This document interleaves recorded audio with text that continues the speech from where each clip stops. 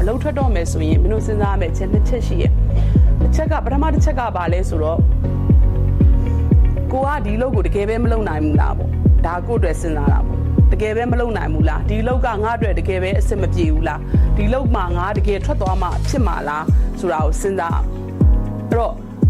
လူတစ်ယောက်ကလုပ်ငန်းခွင်တစ်ခုကိုရောက်ပြီဆိုလို့ရှိရင်အများတန်းကြုံတွေ့ရတာဗာလဲဆိုတော့လုပ်ငန်းခွင်အသစ်ရဲ့ challenge ရှိရယ်ဟုတ်တယ်နော်ဒီမှာရှိတဲ့လူတွေအားလုံးဒါမတို့အပါဝင်ပေါ့အကုန်လုံးဒီနေရာအသစ်တစ်ခုကိုရောက်တိုင်းလူအသစ်တွေနဲ့တွေ့တိုင်းအလုပ်သစ်တစ်ခုကိုလုပ်တိုင်းမှာအများတန်းကိုယ့်တဲ့ challenging ဖြစ်နေတဲ့ကိစ္စတွေရှိ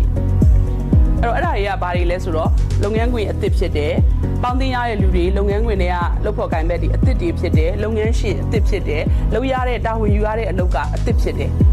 အဲ့တော့အသစ်တွေကြားထဲမှာကိုယ့်ရဲ့မကျွမ်းကျင်မှုတွေကြောင့်မို့ရလာတဲ့ဘာတွေရှိလဲဆိုတော့စိတ်ဖိစီးမှုတွေရှိတယ်ဟုတ်တယ်နော်ဟာရောင်းရတဲ့ပစ္စည်းတွေအကြောင်းကိုတခြားမသိဘူးဈေးဝယ်လာရင်တခြားမပြောပြနိုင်ဘူးပေါင်းသင်းဆက်ဆက်နေရတဲ့လူတွေရဲ့စိတ်နေသဘောထားတွေသဘောတဘာဝတွေမသိဘူးကိုယ့်ရဲ့အကြီးကဘယ်လိုရှိရလဲကိုယ့်ရဲ့ပိုင်ရှင်ကဘယ်လိုရှိရလဲကိုယ့်ရဲ့လုပ်ဖို့ကိုင်ဘက်တွေကဘယ်လိုရှိရလဲဆိုတဲ့ကိစ္စတွေကိုမသိနေဘူးအဲ့တော့ဘာတွေဖြစ်လာလဲစိတ်ဖိစီးမှုဖြစ်တဲ့စိတ်တွေပင်ပန်းနေ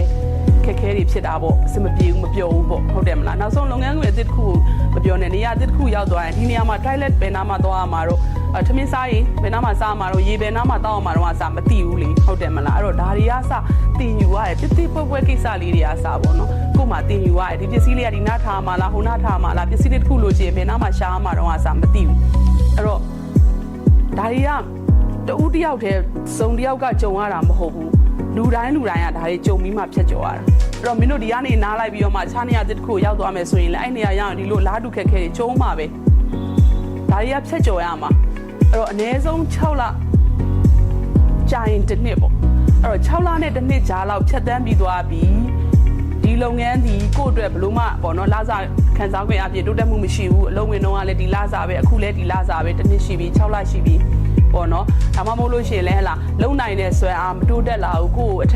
က်ကဒီစီနီယာတွေကဘာမှမတင်ပေးဘူးဒါလုပ်ငန်းခွင်ထဲမှာကိုယ့်အတွက်လေးလာတင်ယူစရာဘာမှမရှိဘူးဘာမှတက်လန်းမရှိဘူးတနေ့ကုန်နေလို့မှဆိုင်ကလူတစ်ယောက်နှစ်ယောက်ဝင်ဖို့မနှဲလုံးနေရတာဖြစ်တဲ့အတွက်ကြောင့်မို့ကိုကအရန်ရောင်းခြင်းနဲ့အရန်ရောင်းဖို့စိတ်တွေရောလူတွေရောပြင်ဆင်ထားလဲရောင်းစရာလူလည်းမရှိဘူးဟလာဈေးဝယ်လည်းမလာဘူးဘာမှလည်းလုပ်စရာမရှိဘူးလူတွေနဲ့လည်းစကားပြောစရာမရှိဘူးအလုပ်ရဲလို့လည်းတနေ့ကုန်လုပ်စရာမရှိဘူးဆိုတဲ့နေရာမျိုးကိုယ့်အတွက်တက်လန်းလုံးဝမရှိတာပေါ့အဲ့လိုလုပ်ငန်းခွင်မျိုးဆိုရင်ဒါ6လနဲ့တစ်နှစ်လောက်လုပ်ပြီးသွားရင်မင်းတို့စဉ်းစားလို့ရတယ်ဒီနေရာငါတို့ကဆုံးခွာတော့မယ်ဒီနေရာမှာကိုယ့်အတွက်ပညာလည်းမရဘူးဥစ္စာလည်းမရဘူးဟလာဘာခံစား권မှလည်းမရဘူးတိုးတက်လာဖို့လည်းမရှိဘူးဆိုရင်တော့ထွက်ရမှာအဲ့ချိန်ညရင်ထွက်